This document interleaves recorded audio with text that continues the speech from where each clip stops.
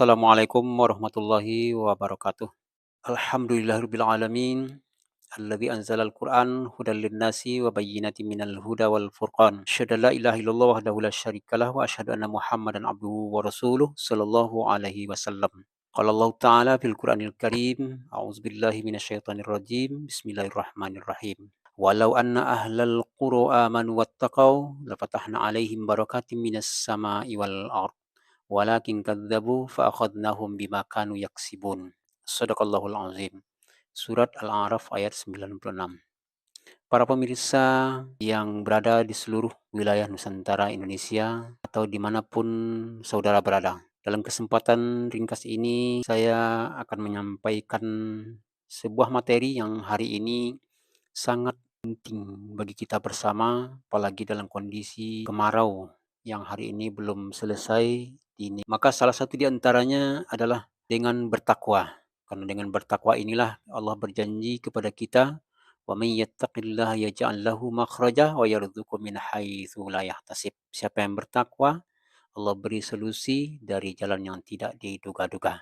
Termasuk dalam surat Al-A'raf 96 tadi, "Walau anna ahlal qura amanu wattaqau lafatahna 'alaihim barakatim minas sama'i wal ardh. Walakin kadzabu fa akhadnahum bima kanu yaksibun." Kalaulah penduduk negeri beriman dan bertakwa, maka akan kami beri berkah dari langit dan bumi. Tapi sayang, mereka banyak yang mengingkari, akhirnya kami cobai, kami beri mereka musibah karena perbuatan mereka. Mudah-mudahan dengan membahas materi takwa ini, kita akan semakin mendekat kepada Allah dan dengan itu kita berharap kiranya negeri kita akan disuburkan kembali oleh Allah dengan bercurahnya hujan dan diberi harta yang berlimpah ruah. Amin ya rabbal alamin. Salawat dan salam mari kita hadiahkan untuk Nabi kita Nabi Muhammad sallallahu alaihi wasallam. Allahumma sholli ala Muhammad wa ala ali Muhammad. Dalam kesempatan ini ada minimal 5 macam, ada 5 jalan yang bisa kita tempuh untuk dapat meraih posisi takwa. Yang pertama namanya muahadah. Muahadah itu adalah dengan mengesahkan Allah Subhanahu wa taala. Mengingat kembali bahwa Allah itu satu, Allah itu maha kuasa. Di dalam surat Al-A'raf 172 yang sudah biasa kita dengar dan mungkin sudah hafal di tengah-tengah masyarakat, walaupun masih ada yang asing bagi sebagian masyarakat, tapi setidaknya ini adalah pengingat kembali bahwa ternyata dulu kita sudah pernah berjanji kepada Allah Subhanahu wa taala ketika kita masih dalam rahim ibu kita. Dalam ayat ini Allah mengingatkan kita bersama, A'udzubillahi minasyaitonirrajim, Bismillahirrahmanirrahim. Wa id akhadha rabbuka min bani Adam min zuhurihim dzurriyyatahum wa ashhadahum ala anfusihim alastu birabbikum qalu bala syahidna an taqulu yaumal qiyamah inna kunna an hadza ghafilin. Dan ingatlah ketika Tuhanmu mengeluarkan keturunan anak Adam dari sulbi mereka dan Allah mengambil kesaksian terhadap jiwa mereka seraya ketika itu Allah berfirman kepada jiwa itu, "Bukankah aku ini Tuhanmu?"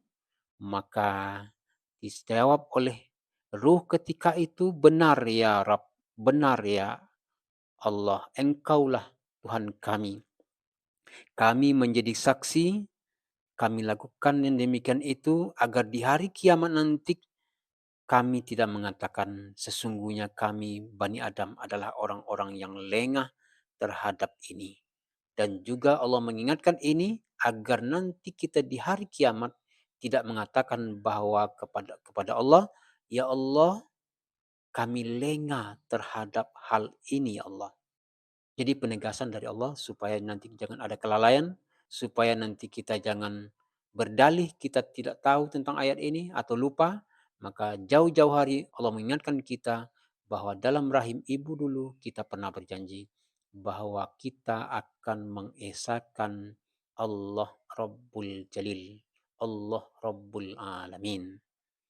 Al-Allamah As-Sa'di menyampaikan, maka sesungguhnya Allah Ta'ala telah menciptakan hambanya di atas fitrah. Jadi ini jiwa yang fitrah, jiwa yang bersih, kata Al-Allamah Sa'di. Jiwa ini hanif, jiwa ini qayyim, lurus lagi tegak. Maka setiap insan difitrahkan akan berada di atas yang demikian sampai terjadi kesimpangan karena keyakinan yang rusak oleh godaan syaitan. Ketika belum rusak oleh godaan syaitan, maka jiwa-jiwa manusia itu akan selalu berada dalam jalan yang qayyim, jalan yang lurus, jalan yang tegak lurus di jalan Allah Subhanahu wa taala. Kemudian yang kedua namanya muraqabah. Muraqabah adalah menyadari diri kita bahwa kita selalu diawasi oleh Allah Subhanahu wa taala dan selalu dicatat oleh malaikat setiap detik yang kita buat, dan itu tercatat dengan tinta emas sampai nanti hari kiamat. Kecuali ketika kita berdosa, segera minta ampun kepada Allah Subhanahu wa taala. Ketika Allah mengampuni dosa kita, maka dosa itu pun akan ditutup oleh Allah Subhanahu wa taala dan mudah-mudahan tidak mendapat hisab nanti di hari kiamat. Jadi yang kedua, kita mesti sadar kalau memang ingin menjadi orang yang bertakwa, sadari selalu, ingat selalu, yakin selalu bahwa kita selalu dicatat oleh malaikat dan pencatatan itu pencatatan yang sangat rinci per detik. Ketika itu kita sadari, maka berkemungkinan besar kita akan naik, berusaha bisa menjadi orang-orang yang bertakwa. Seperti pesan Allah dalam ayat yang lain, وَمَنْ يَعْمَلْ مِثْقَالَ ذَرَّةٍ خَيْرًا يَرَهُ وَمَنْ يَعْمَلْ مِثْقَالَ ذَرَّةٍ شَرًّا يَرَهُ. Sekecil apapun yang kita buat, pasti dicatat oleh malaikat. Dan sekecil apapun dosa kita, itu tidak mungkin hilang sampai kita bertaubat kepada Allah Subhanahu wa taala. Yang ketiga, muhasabah, menghisap diri, sadar diri bahwa kita manusia yang lemah, mungkin banyak salah, mungkin banyak lalai, mungkin banyak khilaf. Maka pada satu tempat kita diminta untuk menghisap diri kita. Seberapa baik diri kita, seberapa buruk diri kita, mari kita ingat-ingat apa yang telah kita buat, apa yang telah dicatat oleh malaikat. Dalam surah Al-Hasyr ayat 18, Allah telah mengingatkan kita bersama. A'udzubillahi minasyaitonirrajim. Bismillahirrahmanirrahim. Ya ayyuhalladzina amanu taqullaha wal tanzur nafsum ma qaddamat lighad. Wattaqullaha innallaha khabirum bima ta'malun. Wahai orang yang di dadanya ada iman, berhati-hatilah engkau di hadapan Allah Subhanahu wa taala. Dan takutlah engkau kepada Allah Subhanahu wa taala bahwa nanti azab Allah itu bersangatan kepadamu dan dia sangat rinci dalam mengevaluasi, dalam mencatat, membalas semua yang kita buat. Karena semua yang kita buat pasti dibalasi oleh Allah Subhanahu wa taala. Ketika kita berbuat baik akan diberi balasan berlipat baik yang jauh lebih baik. Ketika kita berdosa maka akan diberi hukuman yang jauh lebih dahsyat dari yang kita buat. Imam Syafi'i memberikan nasihat kepada kita bersama. Siapa yang menyaksikan pada dirinya ada kelemahan, maka dia akan mencapai istiqomah. Dia akan terus bertahan. Maka dengan muhasabahlah ia merunduk. Lalu ia pun sibuk untuk memperbaiki dirinya, mengetahui bahwa ada kekurangan pada dirinya. Dia akan sibuk untuk mencukupi yang kurang itu. Dan akhirnya ia terus berbenah dalam kehidupan. Jadi beruntunglah orang-orang yang menyaksikan di dalam dirinya ada kelemahan. Sebaliknya merugilah orang yang merasa dirinya sempurna, tidak ada kekurangan. Merugilah orang seperti itu, kata Imam Syafi'i. Muhasabah yang ketiga, penting sekali bagi orang yang ingin bertakwa untuk selalu menghisap dirinya. Bukan menghisap orang lain ya, menghisap dirinya. Kalau menghisap orang lain, berkemungkinan kita akan menambah dosa kita. Tetapi ketika menghisap diri kita, maka insya Allah kita akan berbenah, memperbaiki diri, dan mudah-mudahan sampai kepada posisi orang yang bertakwa. Kemudian yang keempat namanya mu'aqobah.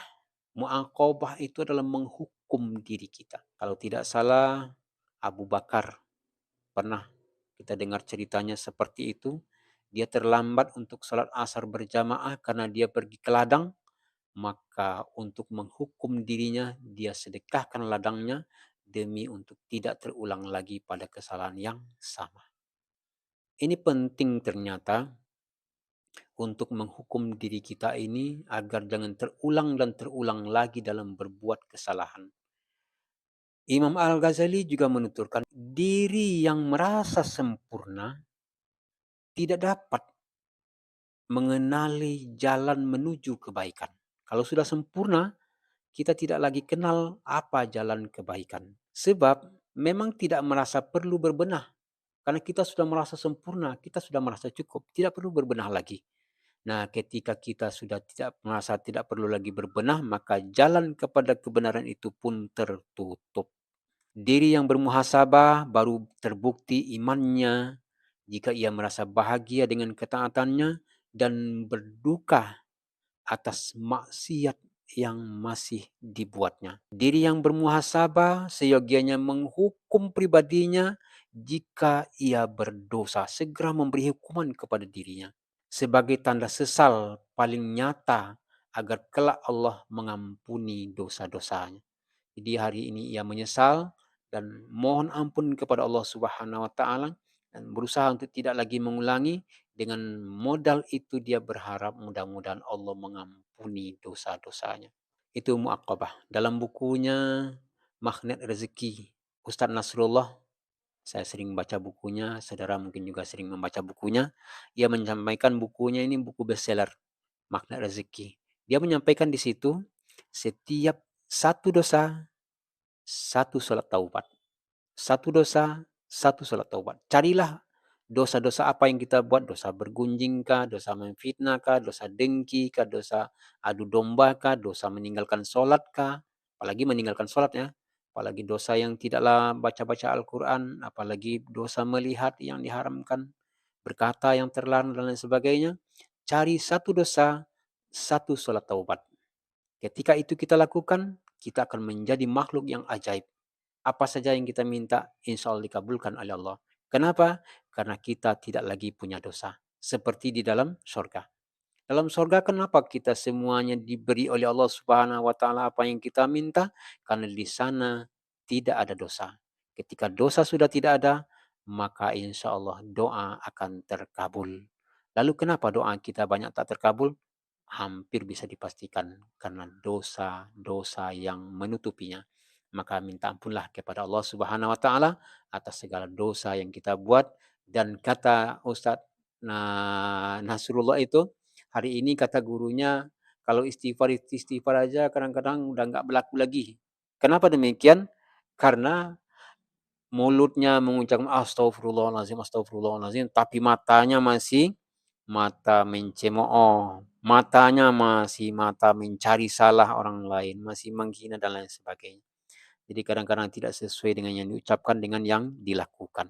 Maka yang terbaik, yang paling laku hari ini adalah taubat kepada Allah Subhanahu wa taala. Nah, yang terakhir namanya mujahadah, bersungguh-sungguh. Kalau memang ingin menjadi orang yang bertakwa, kalau tak sungguh-sungguh, jangan berharap bisa sampai kepada orang yang bertakwa. Karena syaitan jauh-jauh hari telah bersumpah kepada Allah. Qala rabbi bima aghwaytani la aq'udanna lahum siratal mustaqim tsumma la atiyannahum min baini aydihim wa min khalfihim wa an aymanihim wa an sama'ilihim wa la tajidu aktsarahum syakirin. Ya Allah, karena aku telah Engkau ucap sesat ya Allah, aku akan datang dari depan manusia, dari belakang manusia, dari kanan manusia dan kiri manusia. Akhirnya lihatlah ya Allah sedikit nanti manusia yang bersyukur. Mudah-mudahan kita yang sedang bermuahadah, mengesahkan Allah, bermuhasabah, menghisap diri, bermuaqabah, menghukum atas segala dosa kita, bermujahadah, bersungguh-sungguh. Mudah-mudahan kita bisa lolos dengan baik dari tipu daya setan, masuk kepada kelompok orang-orang yang bertakwa. Apalagi kalau masyarakat yang bertakwa, maka negeri ini, negeri Lintau ini, insya Allah akan menjadi negeri yang baldatun, thayyibatun, warabbun ghafur. Negeri yang makmur, berkah, berlimpah. Tanda negeri yang berkah berlimpah itu banyak orang berzakat dibanding penerima zakat. Hari ini silakan lihat jalan kita berapa menit, adakah orang yang penerima zakat? Banyak sekali. Demikian mungkin materi yang bisa kita sampaikan dalam kesempatan ini. Nanti di kesempatan lain akan kita sampaikan materi yang berbeda. Banyak maaf dan terima kasih. Billahi fastabiqul khairat. Assalamualaikum warahmatullahi wabarakatuh.